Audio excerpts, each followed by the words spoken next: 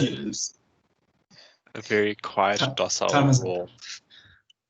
time this is is up. for whoever's watching.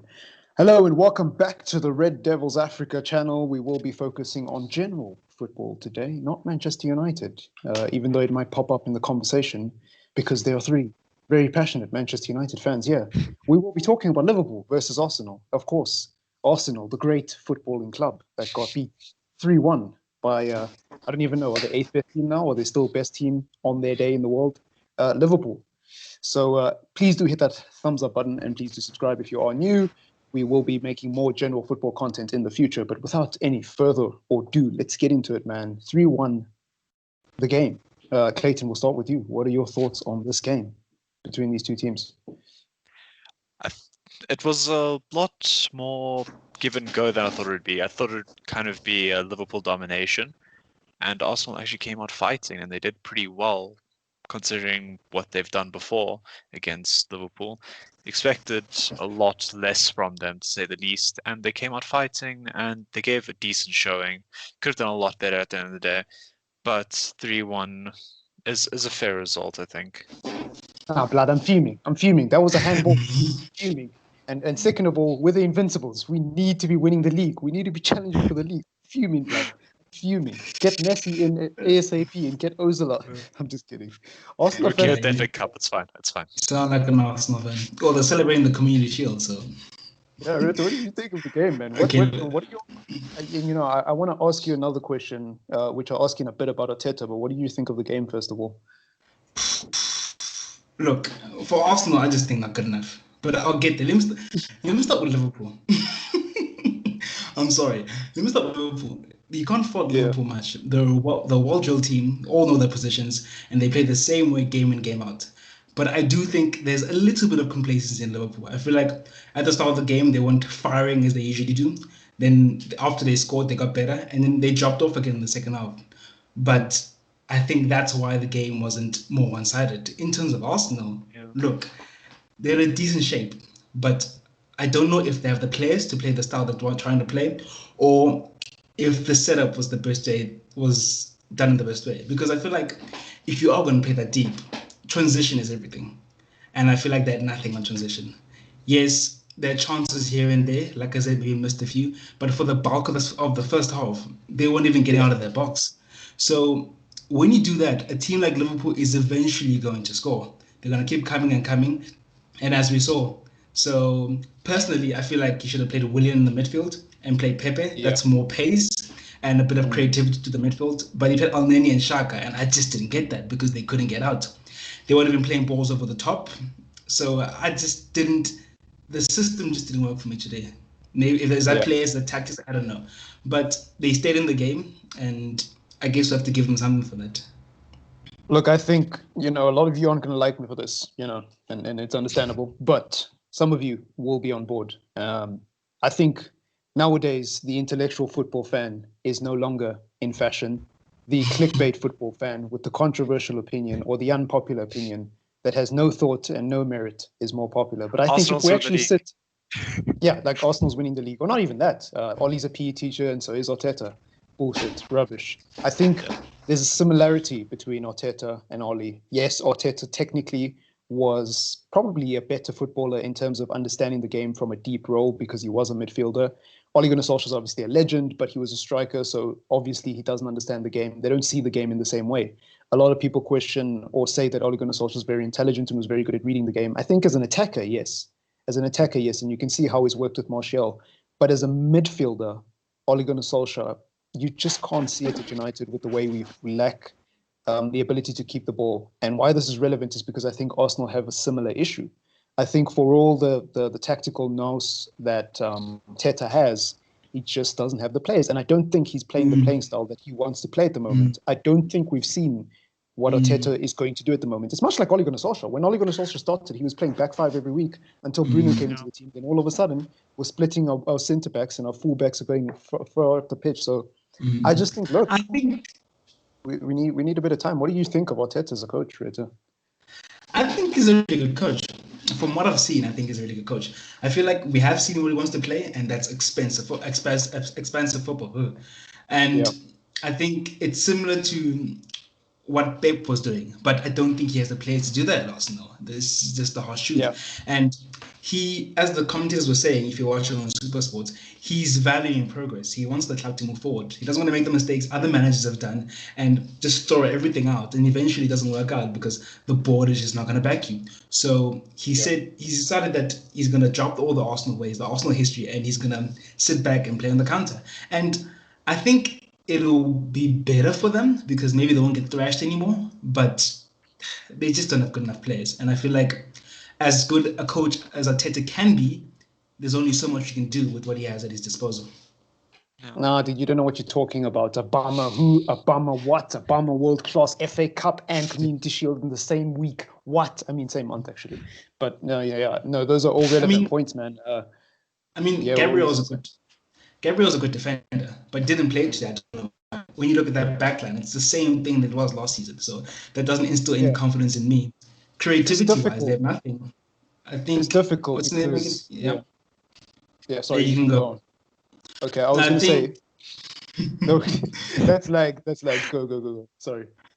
I think what's his name again? The guy from Real Madrid, Celebus or something like that. I don't think he's good enough. Yeah. And besides Özil, who's extremely inconsistent, he's probably the best number 10. So that's a bit worrying.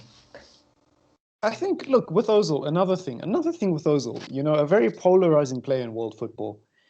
I liked Ozil when he was at Madrid. I didn't think he was one of the best attacking midfielders in the world. I think it was just, I think he was just good in moments. And if you're good in moments and you're good on your day, in my opinion, you're not world class, because that's not my definition of world class. But I still think there's a baller in Ozil, And before I talk about Ozil, Clayton, what are your thoughts on Arteta as a coach? Do you rate him? And secondly, do you think Arsenal is the job for him? Do you think that Arsenal fans will actually have the patience and drop their deluded ways and give this guy the time he needs? Probably 3 or 4 seasons, to be fair. What do you think of him as a coach? I rate Arteta. I think he's definitely on the up-and-coming list. He's one of the youngest coaches in the league at this point, if not the youngest. I'm not entirely sure about that. Yeah. But he's really changed Arsenal and just the fundamentals of everything. He's made as many changes as possible. He's brought in players that he's wanted. He's tried to change the system to adapt to what he wants to play. And it's just hard when Arsenal don't exactly have the best personnel on a midfield of Xhaka and Elneny. Like, he's doing his best out with these players at the end of the day. It's not ideal. I think he has a lot to grow. I think he can really transform this club if given the opportunity. It's just going to take a lot of time and a lot of money probably at the same time. It's ironic, for all the midfielders they bought over the years, they don't really have the midfielders they need right now, Arsenal. I think, I think I like Xhaka. I know a lot of people don't like Xhaka, but I think Xhaka is similar to Matic, not in terms of technical ability, but in terms of people overlook how important their position is in the team. Does Xhaka work in a team where there's no creativity in front of him? Hell no. He can't do it. He's just not that good of a baller. But if there's one player who has spine, if there's one player who I was absolutely gutted to watch when we were 2-0 down at the Emirates, it's Xhaka. The way he rallies the troops. He looks like he gives a crap about the badge, and I think Arsenal should hold on to him and try build a midfield around him rather than move him on and start all over and start afresh. And just there with was a regards reason to he was captain at the end of the day. Yeah, You're very right about that. I think he is the leader Arsenal need. Yeah. To get back to the game today, from a tactical point of view, do you not think maybe it was too defensive? Because it was, and that's my point. Where's the oddball with Xhaka and That's my point. You can't play Xhaka and Elneny in the same midfield. But the answer to Arsenal's problems is not to just get rid of Xhaka. No, keep Xhaka there, but build around him. That's what I mean. Like, I'm not saying Xhaka's the key to all their problems, but I think you remove Xhaka from there, you still have capitulation from the defense. I do think he is one of the best players. I think Elneny next to him is not good enough. I think they don't have that sitter, if you like, and they need to get that. I just feel like maybe they should have played more long balls. I feel like Liverpool was very successful with that tonight. And with the pace they had up front, if they played more long balls, I feel like they would have gotten at Liverpool's defense now. Whenever it's not a counter-attacking like Ollie is. But go Clay, sorry. Whenever Arsenal did launch that long ball, try to get over the top, try to break the Liverpool defense, they completely destroyed it. Lacazette had 2 one-on-one opportunities when they tried to employ it. Unfortunately, he couldn't finish to save his life, but when they employed the tactic, it really worked. When you go up against Yeah. the high line, you need to know how to beat it, and they have the pace in front of them to beat it. They just weren't always looking for it. Alneni and Shaka aren't exactly the most creative players. Nathan Niles is still young and youthful. He doesn't know what he's doing. You can give him that. Yeah, apparently he's one of the best wingers in the Premier League, according to Arsenal fans. Yeah. But anyways, also for him, he is also playing out of position. He's playing on the wrong side of the pitch. He played the entire season on the right side because of Bellerin's injuries, and now he's playing on the left in front of Tierney, who should be occupying that spot. He shouldn't be playing centre back. That's a big issue in the system that I don't like as well. You need to be playing Kieran Tierney as an actual left back, not a left centre back, because he links up well with Aubameyang. We saw that in glimpses throughout last season. There wasn't much of 100%. it, but Arsenal can improve a lot more, and they need a different system. They need more creativity, and they don't have that right now. And thinking that someone like Ozil sitting on the bench is just mind-blowing when the team needs it. Yeah, you can't be paying a Fortnite player 350k a week and he's not even entering any competition. Doesn't make sense. He's got to do something. The situation is weird. The way that club is being run is so similar to United. It's like a poor man's United, because I know they're making significant progress in terms of getting people out the club who are involved behind the scenes. I forget who the name of the guy who's recently left Arsenal, but one of their, I don't know if it was a managing director, whatever these fancy job titles are behind the scenes. It wasn't a director of football, I know that for a fact, but he left following an investigation on the Nicola Pepe deal about 3 or 4 weeks ago, right? So there is change happening at Arsenal, but I feel like the Ozil thing is unacceptable. Whatever your opinions are of Mesut Ozil, whether you are completely left-sided and you think he's crap, or you're like me and you think there's still a bowler in there, maybe not world-class, but there's still a bowler that Arsenal could use. You can't have someone who's on 350k a week sitting on the bench. That doesn't make any sense for anyone. Number one, wages cost way too much over the year for Arsenal. That's money they could be using to strengthen their team. It's not good for the player's career. It's not good for Arteta, because what does he do now? It's just poor management of the player, man. You can't have a player just sitting at home doing nothing. It's not like he's injured. It's not like Dembele at Barcelona. He can play. What's going on there? Before I get to Ozil, I want to talk about Kieran Tierney. I don't know. I think I like seeing him in centre back, and yes, we're not seeing the best of him because he is a left back, maybe a wing back. But then I feel like he's trying to make do. Arteta wants progress, and it's better than playing, what's his name again? What's the other, Socrates or something? I forgot the other defender. Yeah, Socrates. Yeah, Socrates. Gabriel available at the end of the day. Hey, Gabriel, I'd be fuming if I was an Arsenal fan. Play Gabriel. I was very surprised about that. I mean, at least, maybe not start Gabriel because maybe preseason is an issue, but bring him on, for God's sake. Bring him on. And then move that other guy up. Luiz's game? Did you guys see him today? Yeah, did you guys see him? Because I barely did, But he didn't do anything. Yeah. Look, when you don't see David Luiz, it's a good day for him because it means he didn't concede a penalty. I think he was very disciplined. He didn't make the stupid David Luiz mistakes, as you say, and he hit a few long balls here and there. I think the 3 does suit him better, but I don't think he's the defender they need. He's not a leader. He can't marshal that defense. And I do think the games Gabriel has played, he showed some promise, so he should have played today. So I don't know what happened in there. In terms of Ozil, look, I do understand it's a problem, and I do think they should have sold him. He should be out of the club. But when the management of the team is not doing what they're supposed to do, what are you supposed to do as a manager? And if the player is not responding, what are you supposed to do? I must say I'm not really educated on the Ozil thing. I don't know if Ozil actually wants to play for Arsenal or if he's protesting. So I don't know what's happening, because this has been a recurring theme with Ozil since Wenger was here. Unai Emery barely played him as well. So I don't know what's going on with Ozil, but I will say this. You cannot have a player on those wages sitting on the...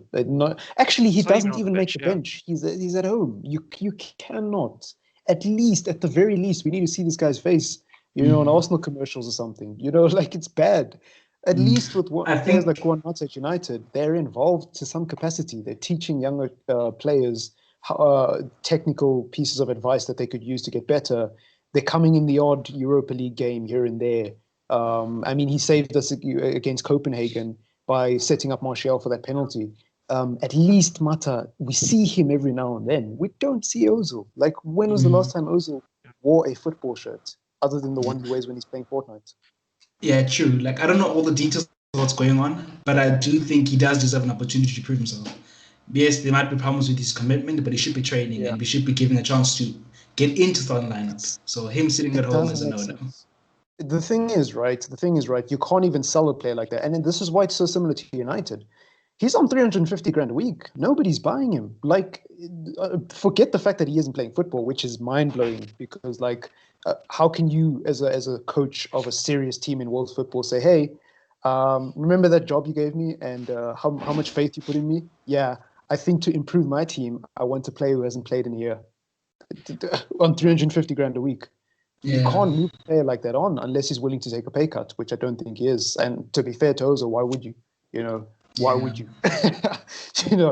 My man's balling, dude, and he doesn't even have to drive to training every week. Just has to. I don't know. I always find it strange when footballers are willing to just sit at home, because you think if someone has gone to this point in his career, he must be passionate and hungry to play football. So when someone is not pushing for the move out when they're not playing, I always just find it very strange. Well, the truth is, we'll never know the full story because we're not Ozil and we're not the people dealing with Ozil. But at the same time, look, man, he's human. He's human. What happens when you play for Real Madrid, you play in a Champions League final, you win a La Liga title, and then you move to Arsenal and everything you were promised kind of falls apart. And then next thing you know, you haven't been selected in a year. What can Ozil do? He can only try his best when he gets called upon for training. But if that's not even happening, what can you do? And I suppose Ozil isn't the type of player to publicly come out in a press conference and be like, I don't want to be at this club. Can someone sign me? Because nobody's going to sign a player like that. It doesn't help your reputation as a footballer when you haven't played for a team in years. And then you're coming out and causing disruption, Nobody wants that on their hands. So it's difficult. We're seeing it happen with Jadon Sancho at the moment. The guy clearly wants to come to United or clearly wants to move away from Dortmund. It was never his long-term plan to stay there.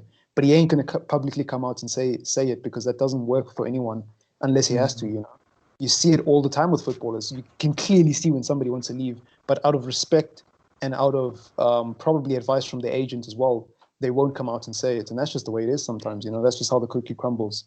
But anyways, let's talk a bit about Liverpool because I feel like we have kind of kept them in the shadow of Arsenal's problems. What are your opinions on Liverpool this season? Do you think that anybody is going to catch them? And if anybody will catch them, who? And Clay, we'll start with you. Based on what you saw today and just based on everything they did last season. Well, I think this season's a good indication. There's a lot of complacency. You can see they've slowed down in a lot of regards. I think they are not the same team that they were last year and the year before. This is the year that they're going to start slowing down. This is the year where the gap's going to start closing a lot more. It's not going to be that 30 points by Christmas. They've already won the league by then, Yeah. That's not going to happen again this year, especially by the looks of how this game went. Robertson made a mistake, led to a goal, almost entirely an own goal. The weeks before, we've seen the defense make mistakes as well. And it's that complacency that's going to kick Liverpool and cost them games in key moments. It should have cost them the game in key moments today if Alisson wasn't on his best form, and Lacazette was as well. It should have cost them the game. Yeah, it should have cost them the game entirely. Liverpool shouldn't have gone away with a win if Lacazette put those away. You don't know what you're on about. You're just a bitter United fan. We're the best team in the world. We just won a Premier League. Please leave us alone. Like, why do people do this? We just won a Premier League, and all of a sudden we're too complacent to win a trophy. You don't know what you're talking about, mate. No, those are all valid points. But I just think, who is this team that's closing the 30? Who is this team? Because I look at City and I'm like, 5-3 to West Brom. You want to talk about complacency? 5-2, sorry, to West Brom. Who is this team? Leicester. I mean, that's not a bad shout because I don't rate Chelsea either. Fairy tale. I don't know. What do you think, Rit? I feel like my opinion with Liverpool might be a bit biased because I feel like I've been trying to make every single excuse to think of who could catch up to them. But I do think you can get at them from the looks of things. I know they've won 3 games, but they just don't look completely the same. But as Marcus says, even like that, they still look to be the best. So Yeah, because of how crap everyone else is. You want to talk about Liverpool not looking their best after winning 3 games. Okay, let's look at Chelsea. Let's look at Man City. Let's look at their results. Let's look at United against Brighton on the weekend. So it's difficult. What do you think? I don't want to use the fitness thing like Mark Goldbridge did, but I do think Man City are not 100% yet. But as maybe it's not that black and white as well. And I do think there's more to come from Chelsea when all their new signings come together, even though there was a shocker from West Brom against West Brom.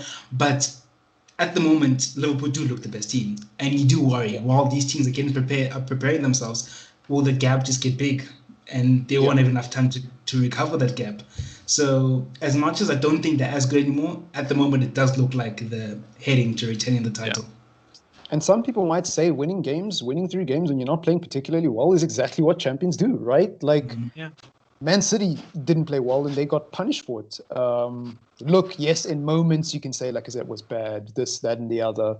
Players are always going to be bad. Players are always going to miss things. But there's a clear difference between teams that win when they're not playing well and teams that just get destroyed when they're not playing well more often than not. And I think Liverpool are in that rhythm at the moment. They're in that cycle in their history where everything is going their way, whether it's a handball decision, whether it's a weird miss from a player who should be scoring it, whether it's just them kicking on at the right time. It just seems like everything's working out for Liverpool.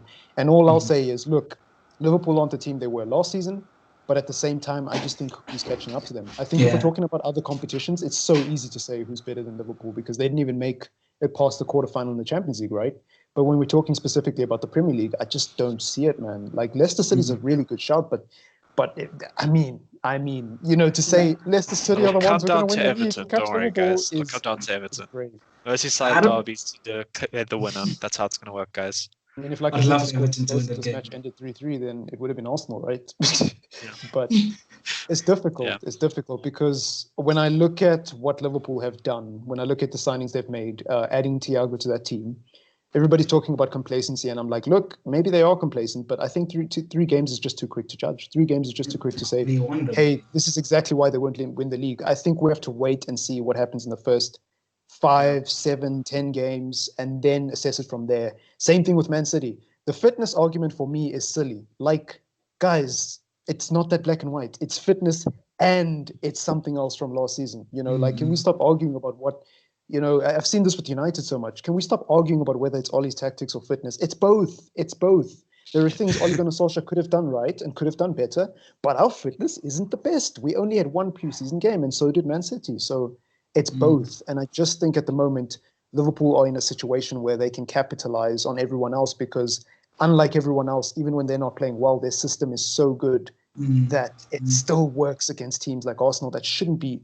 Like, look, Arsenal's banter FC, I get it. But the reality is they shouldn't be getting trashed every time they play against a top 4 side. They can beat Liverpool. They did it not so long ago, So I just think, it's hard to see. They played average and beat 2 top 6 sides. Yeah, average. They're complacent and they won 3-1 against Arsenal. So you telling me if Liverpool was on it, they would have won like 6 or 7-0. Like it's just weird. They could have actually. Yeah, they genuinely could have tonight. That's yeah. I mean, but that's football. That's football. That's opinion. If there is a Liverpool fan watching or an Arsenal fan for that matter, get down in the comments down below. But yeah, what are you gonna say? If anyone saw a prediction show, you guys will know that I predicted Chelsea to win the title. And I know it does look very bleak at the moment. Hold on. I think once it comes together, these guys are going to be a force to reckon with. You heard it here first. You heard it here first. Yeah. The people who rate Chelsea, I'm just like, I don't know. Yeah, I don't know if they're going to win the league, but they're going to be lethal. Because like it's not FIFA. It's not a game of Football Manager. You don't just sign 7 players and win a league. Although I'm kind of setting myself up here to look like a right prat because that's what Chelsea do. They have the Galactico philosophy. But honestly, it's different this time. They don't have a coach who's coming in who's done it before in a Mourinho or Conte. It's a coach who's learning on the job. It's a coach who still has a lot to learn.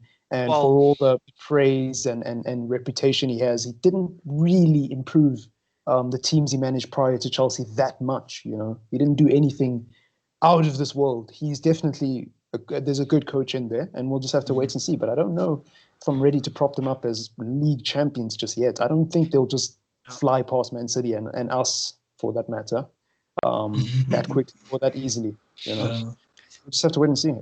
Clayton, what do you think? Where do you think Chelsea will finish the season? Just out of interest.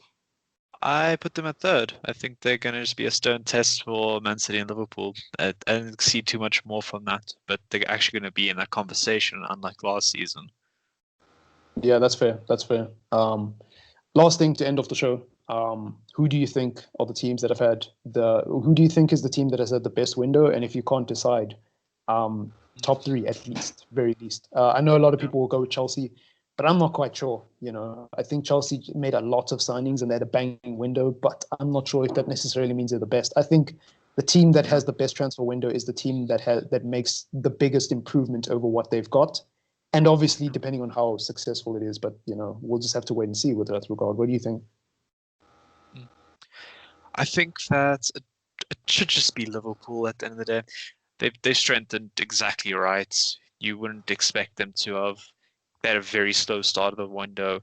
They just signed, how do you say his name? Tsimikas, the left back, the Greek left back. Yeah. He's going to be the heir to Andy Robertson at the end of the day. Robbo's, 28 now?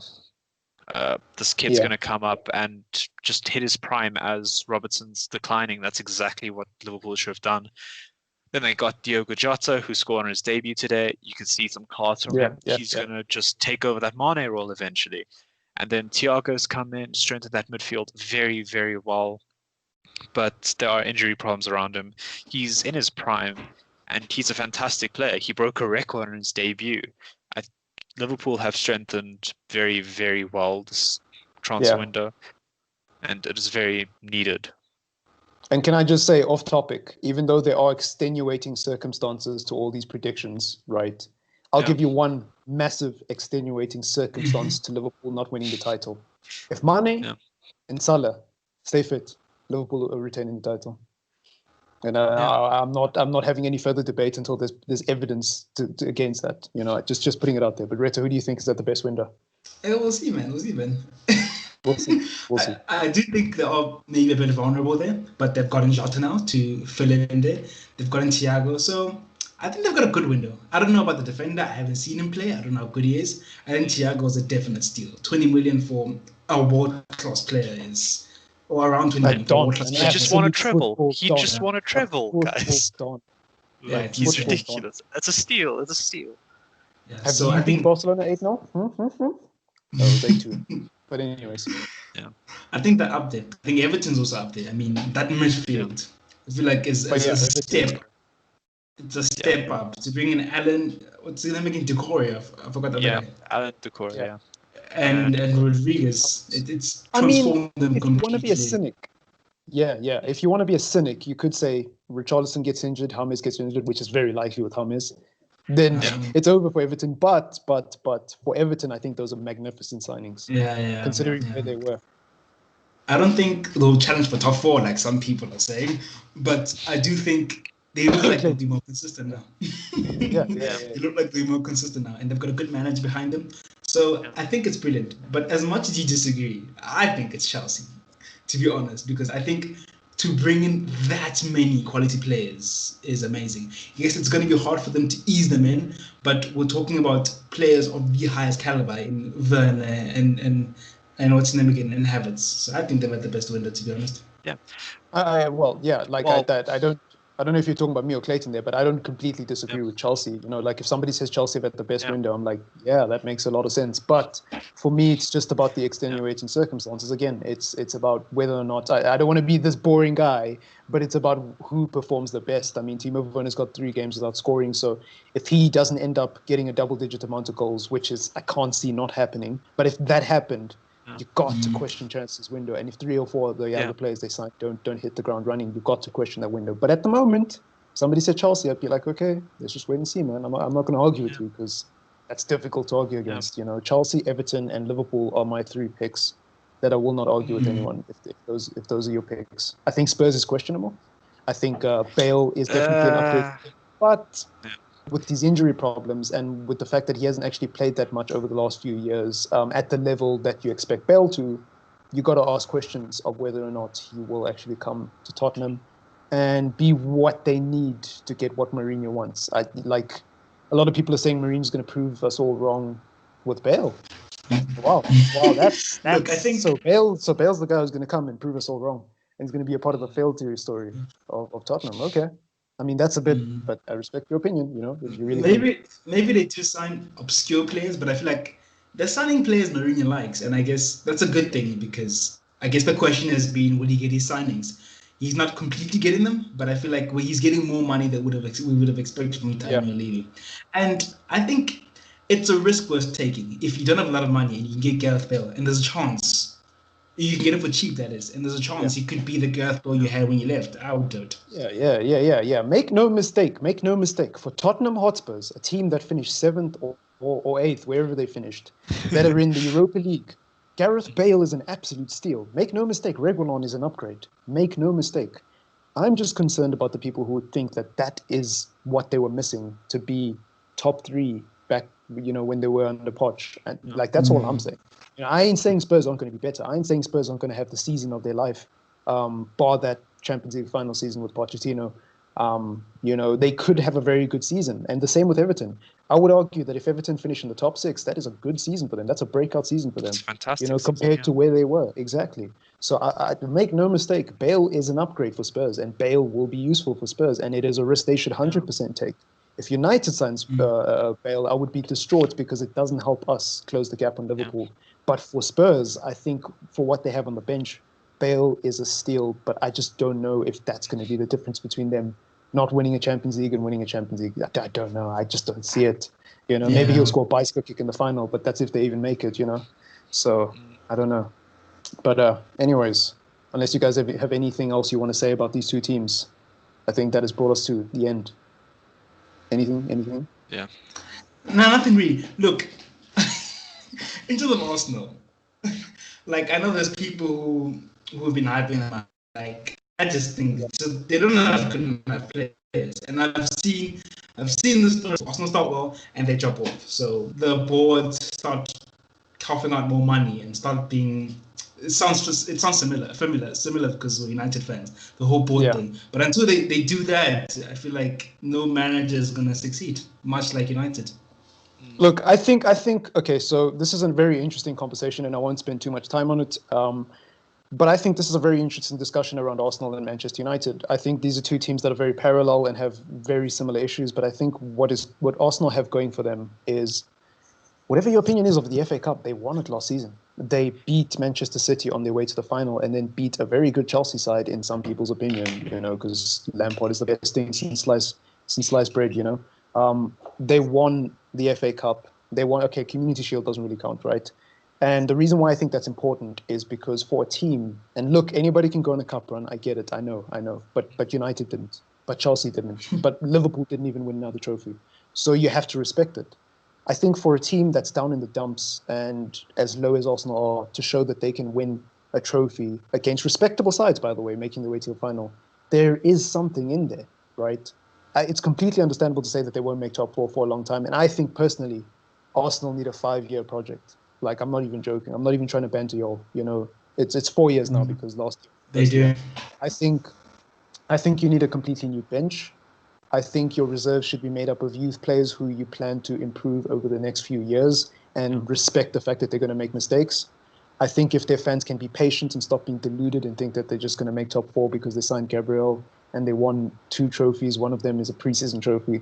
Like, I think if they're patient, this is the time for Arsenal because they've got a man who understands the ethos, the culture, and what the club needs. Arteta seems like he's really involved, hands-on. And if there's an Arsenal fan watching, correct me, please. But if I'm not mistaken, Arteta seems like the guy. He seems like the what Wenger was under when he was under the board at that time.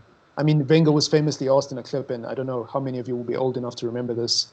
I hope I'm not boring you, but Wenger was asked in a press conference famously, what about hiring a director of football? And Wenger was like, what's that? He sarcastically said, what's a director of football? What do you need that for? And a lot of people thought that was stupid at the time, but the reason why it's so genius is because Wenger did run the transfers. He did everything. He was much like Sir Alex Ferguson. He was hands-on. If Wenger wanted a player, he flew to whatever part of Europe they were in, and he went to go watch them, and he was like, okay, I'm going to speak to this guy. after the game or whatever the case is. And I think Arteta's that guy. I don't think Emery was that guy. I don't think Emery could have walked into the board and be like, "What is this? You know, we need to grow." You know, the board would have looked at him and laughed and be like, "Mate, we're giving you what you need to grow. And we'll sack you if you can't do anything." That's true. But did Wenger really get the money? I mean, if Wenger couldn't get it towards the end of his tenure, how's Arteta going to get it? No, that is true. That is true. That is true. There's things that need to change at the top, but at least Arteta won't be giving players like what's that guy from Cedric? Do you guys even remember who Cedric is? He played 4 games for Arsenal and got a 4-year contract after that under Unai Emery. 4 games for Arsenal on loan, and he got a 4-year contract, and apparently those 4 games were crap.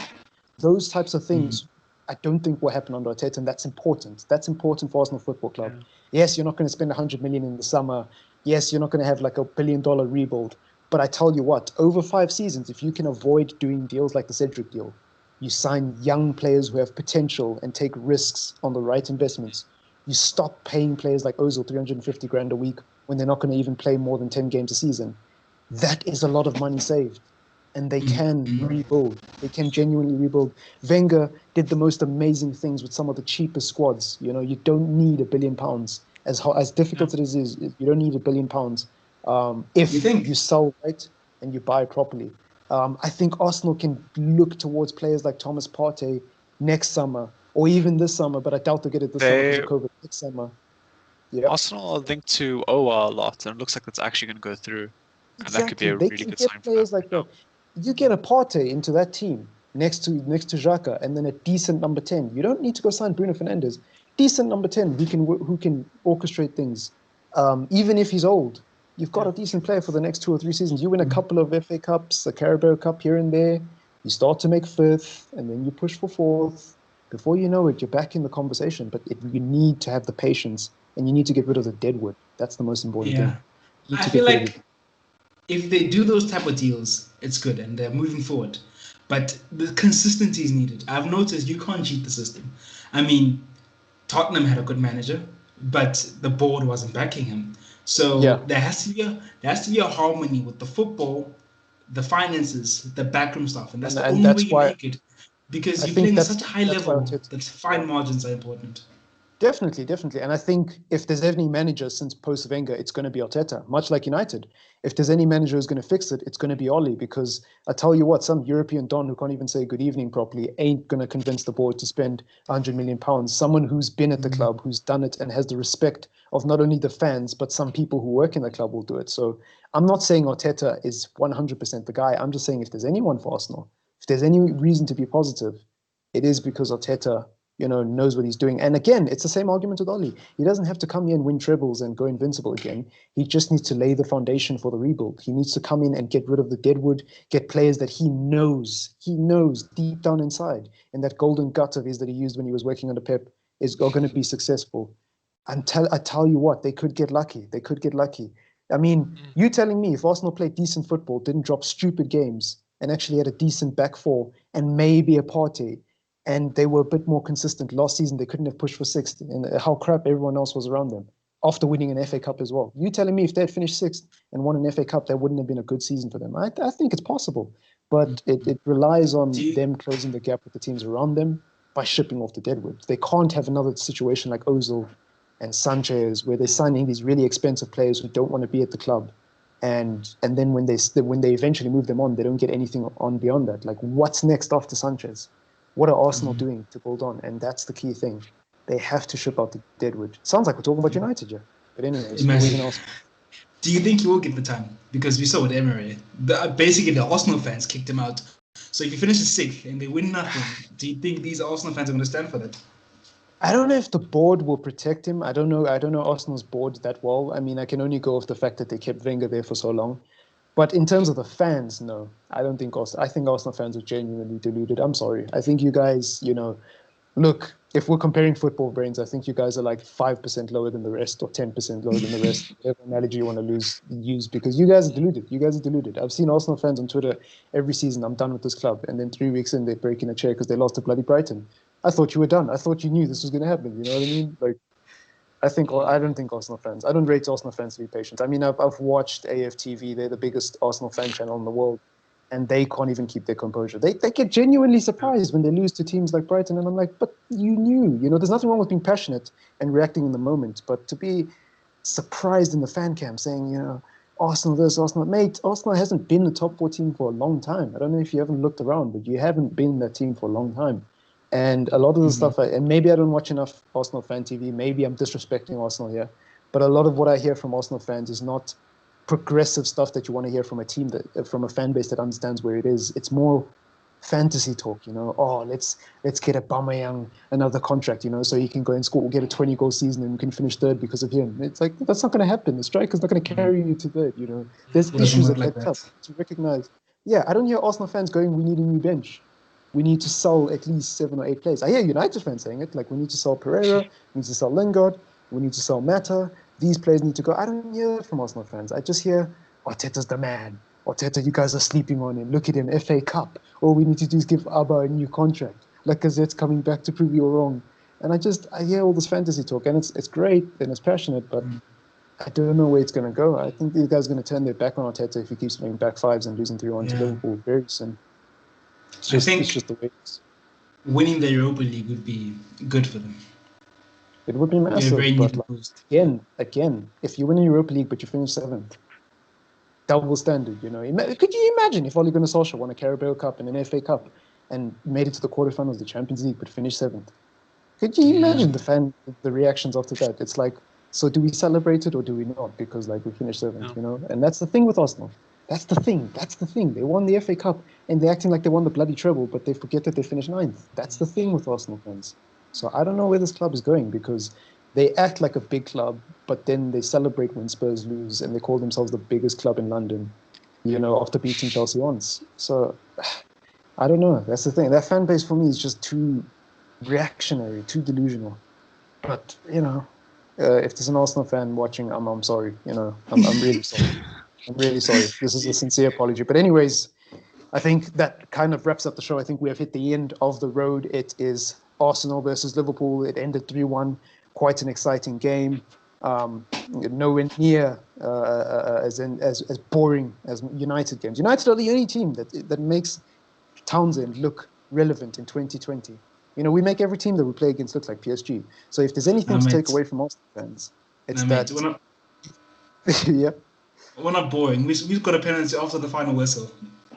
How many teams is it for that done United that? fans who love the club, that was exciting. Neutral, it's like, boring. But anyways, look, just to wrap up the show, man, if you're an Arsenal fan watching, I genuinely think you've got a good thing going with Arteta. Do not give up on that guy. Don't be like United fans. See out the project. Wait until he has the players that he needs. Don't just turn your back on him because, Xhaka had a bad game. Wait until he has the players. Wait until you guys get Partey. Wait until you guys, get someone next to Abba, in terms of wingers who can actually be consistent. And stop calling Nicolas Pepe and that other guy on the right, the best right wingers in the Premier League. Come on, stop that now. Stop that, Arsenal fans. Stop that. And Gabriel Magalhaes is not the best centre-back in Europe. Stop it. But anyways, it's been your boy TripleM, and catch you in the next one. Peace out.